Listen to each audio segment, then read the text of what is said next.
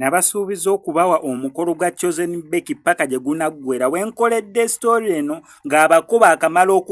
omusajja asitudde abako ya rabbi omusajja asitudde abako ate ba decorate amazima bakoze omukolo oba decoration omulungi ennyo nnyini ddala nokosa Max Media nagambye ngenda kutuusaako buli kamu kabaka akagwawo nga nkakutuusaako kabaka akagwawo nga nkakutuusaako zibadde zibula ssaawa musanvu n'ekitundu abako ne bayingirawo zigenza okuwera munaana nga basetulinze munda mu kidaala omukolo gusobole okubeera nga gutandika bulungi nnyo okubeera nga gutambula gabyeko mama wa chicken mama wa chicken mu Gomesi